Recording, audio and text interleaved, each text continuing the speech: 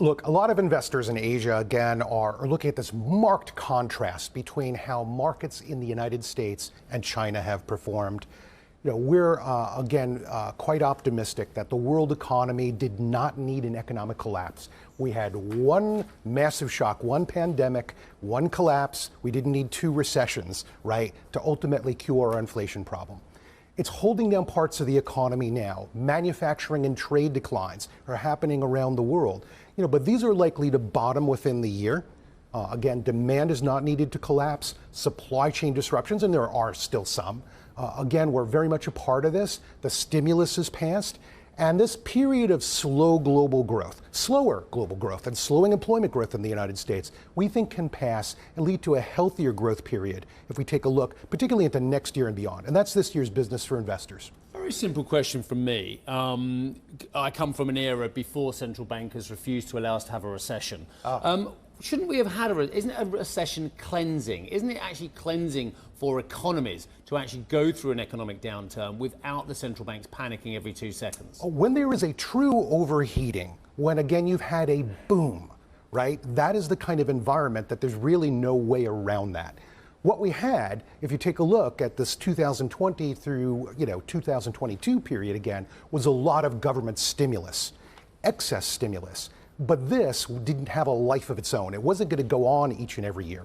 You take a look at money supply in the United States, it's declined 4% over the past year.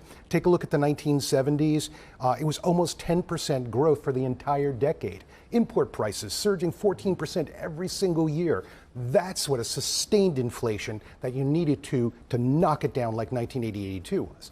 Now, this story with just all of this government spending coming and going, upheaval in supply and demand, consumer spending going up or down 30%, right, between goods and services during the pandemic period. That's not the environment we're in any longer, right? So just the mere fact that you have low unemployment and stable prices, well, let's just have a recession because it's fun? No, we don't need to do that. Because it's fun, but because there is excess in the system. I talked about monetary policy. You checked me there by talking about fiscal policy. I'm sorry, Arabile, but I just want to pick up on what Stephen said. The fiscal policy excesses we have seen from governments around the world have taken us to global levels of debt. I'm not talking about the absolute level of debt. I'm talking about the global level of debt to GDP that we have never seen, correct me if I'm wrong, almost in the history of government. And also it's unsustainable given the fact that the CBO in the United States, for instance, is talking about 6 to 8% deficit, no matter who's in the White House for the next couple of years. That is not sustainable, sir, for the world's largest economy.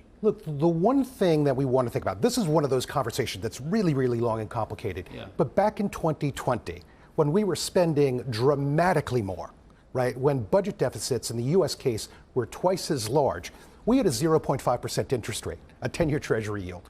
Now, we've converted a lot of short-term stimulus into longer-term spending that we have to somehow finance, or we essentially are going to rob savings and potential capital investment from other parts of the economy. We'll have this crowding out effect over the longer term.